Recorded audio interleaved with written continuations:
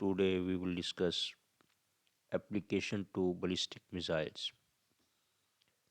آج ہم chapter number 3 کا آخری آرٹیکل پڑھ رہے ہیں اپلیکیشن ٹو ballistic missiles.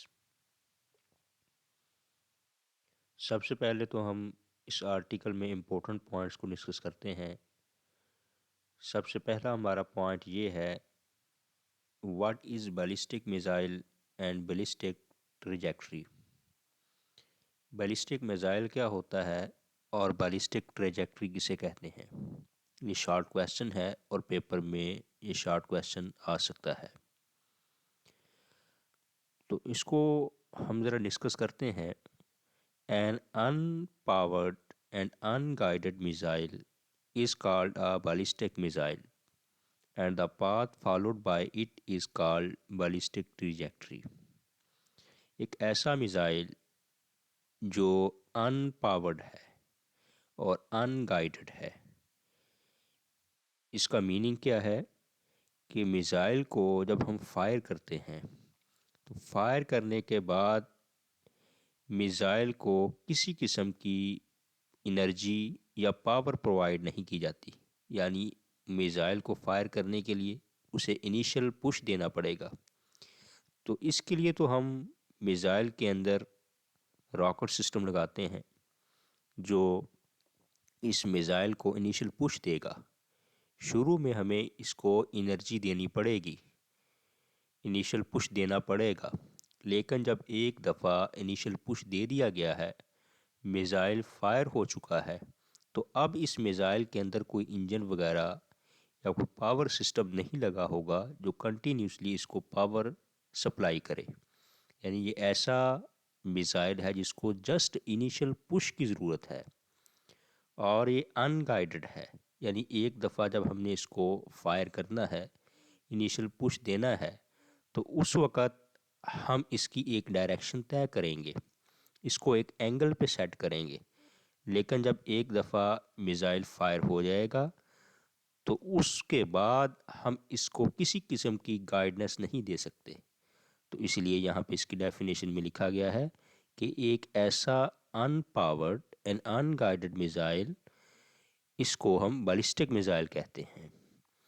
اور اس نے جو رستہ طے کرنا ہوتا ہے اس کو ہم بالسٹک ٹریجیکٹری کہتے ہیں. ٹریجیکٹری کا میننگ ہوتا ہے پاتھ فالوڈ. یعنی کوئی بھی چیز جو پاتھ فالو کرتی ہے اس پاتھ کو اگر ٹریس کر لیا جائے تو اس پاتھ کو اس باڈی کی، اس آبجیکٹ کی طے کردہ، کورڈ کردہ ٹریجیکٹری کہا جائے گا. یعنی جب ہم چلتے ہیں زمین پر تو ہمارے پاؤں کے نشان زمین پر رہ جاتے ہیں. تو اس سے کوئی دوسرا شخص بخوبی اندازہ لگا سکتا ہے کہ ہم کس ڈائریکشن میں موو کر گئے ہیں. تو اس کو ہماری ٹریجیکٹری کہا جائے گا. نیکسٹ سیکنڈ کویشچن پہ آتے ہیں. What is ballistic flight? Ballistic flight کیا ہے؟ A ballistic flight is that in which a projectile is given an initial push and is then allowed to move freely due to inertia and under the action of gravity.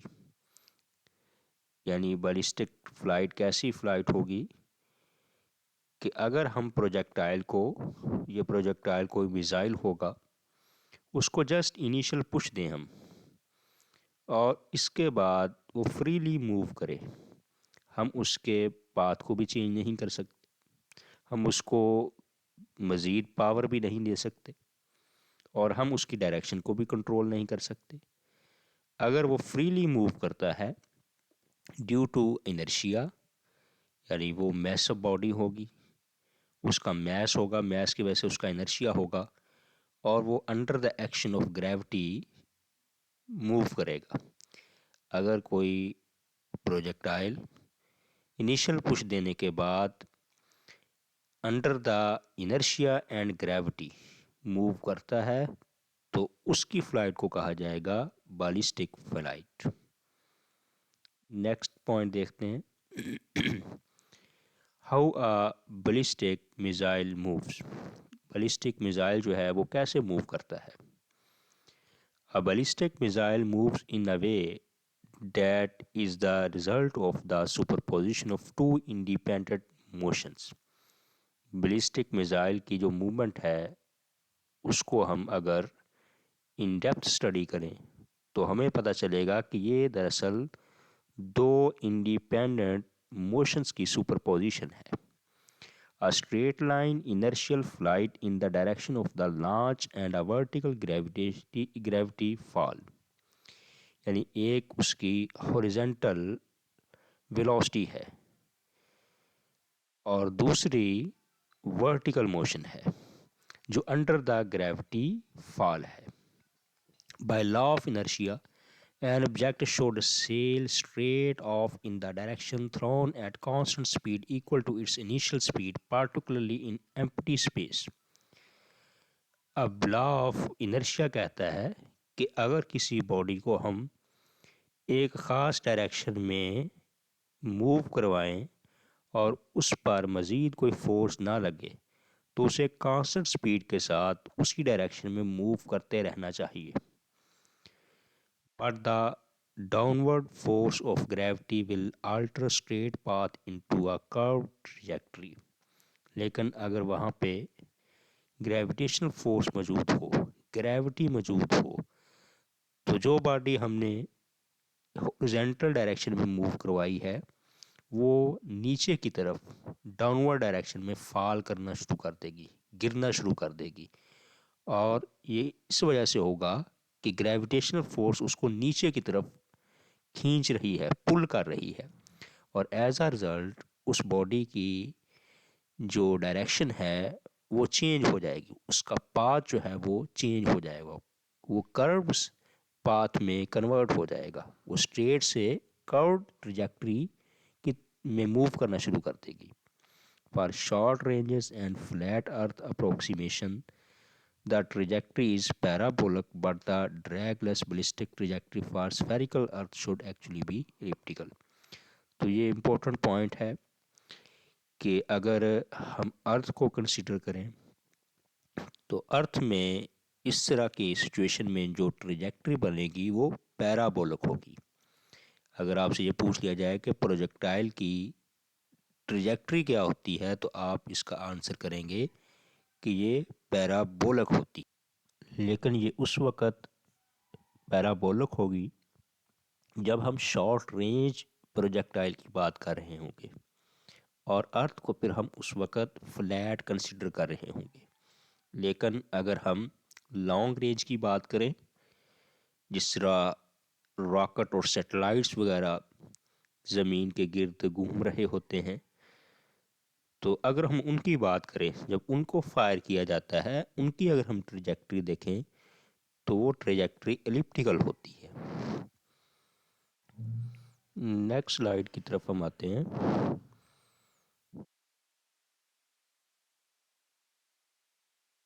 Next slide ہے ہمارے پاس why long range missiles targets can be missed.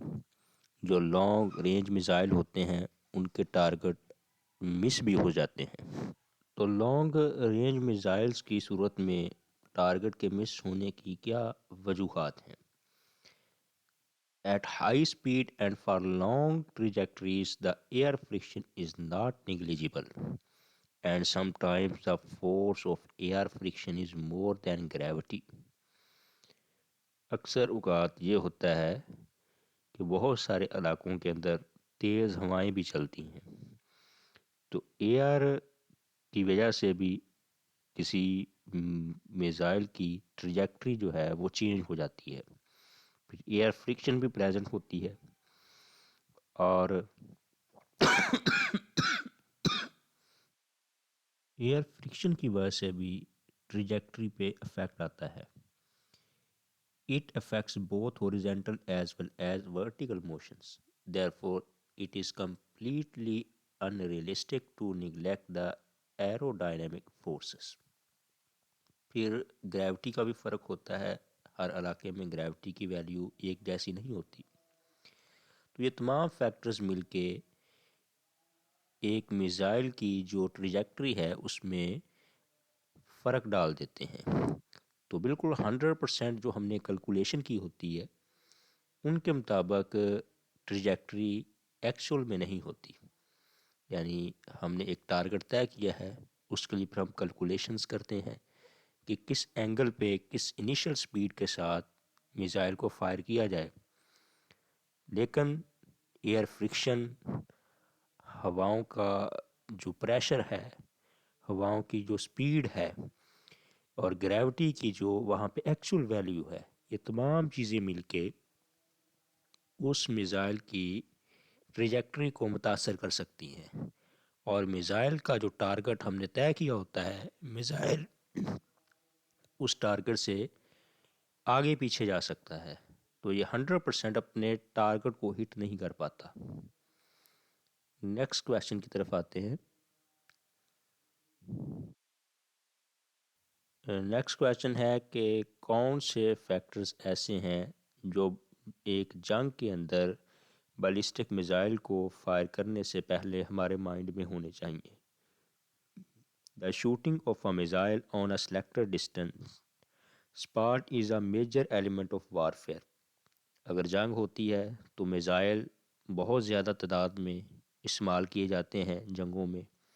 تو missile کو کیسے shoot کیا جائے، کیسے اس کو فائر کیا جائے، تو اس میں کچھ فیکٹرز انوالو ہیں جن کا جاننا، جن کو شوٹنگ کے وقت مائنڈ میں رکھنا اور ان کو کیلکولیشن میں کنسیڈر کرنا بہت ضروری ہے. It undergoes complicated motions due to air friction and wind extras. یعنی ونڈ جو ہے، ایئر فرکشن جو ہیں، یہ میزائل کی ٹریجیکٹری کو متاثر کرتی ہیں.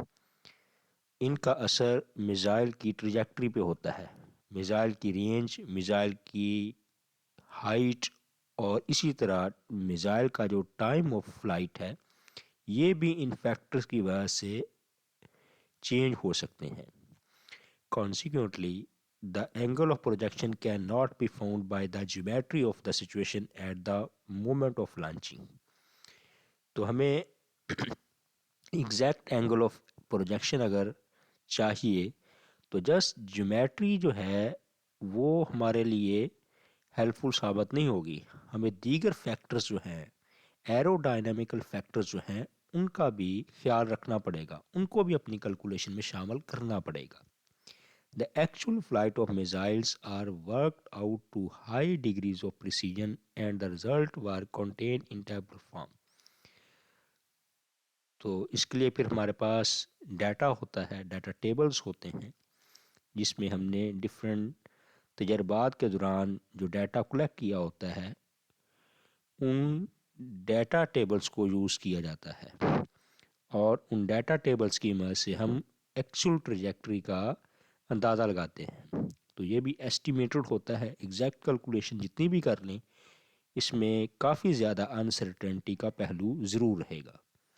دا modified equation of trajectory is too complicated.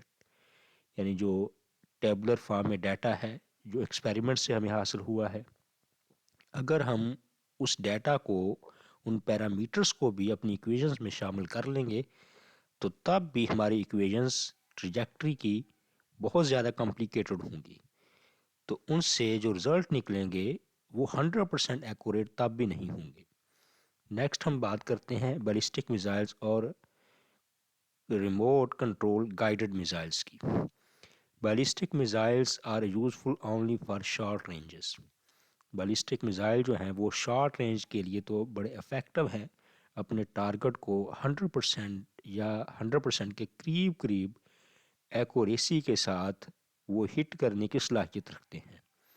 لیکن اگر رینجز زیادہ ہیں تو پھر ہمیں پریسیجن بھی زیادہ ریکوائرڈ ہے، اور ایسے سچویشنز کے لیے پاورڈ اور گائیڈڈ میزائل جو ہیں وہ یوز کیے جاتے ہیں. یہاں پہ آپ کو تصاویر میں دو میزائل نظر آ رہے ہیں. یہ ایک گائیڈڈ میزائل ہے جو پاکستان کا تیار کرتا ہے، اور دوسری طرف ایک بیلسٹک میزائل ہے. گائیڈڈ میزائل میں بہت سارے سینسر اور کمپیوٹرائز سسٹم لگے ہوتے ہیں جو میزائل کو بار بار گائیڈ کرتے ہیں، اور اگر اس کا ٹارگٹ اپنی جگہ سے موو بھی کر رہا ہے تو تب بھی میزائل کے پاس انفارمیشن ہوتی ہے کہ کس ٹائم پہ اس کا ٹارگٹ کہاں پہ ہوگا. تو اس لیے یہ زیادہ بیسٹ ہے ایک موونگ یا ایسی سچویشن میں جب آپ کے پاس بہت زیادہ ونڈ ہے یا ایئر فرکشن جو ہے وہ ہر جگہ پہ مختلف ہے. تو ایسی صورتوں میں ٹارگٹ کو ہٹ کرنے کے لیے یا موونگ ٹارگٹ کو ہٹ کرنے کے لیے یہ زیادہ افیکٹو ہے.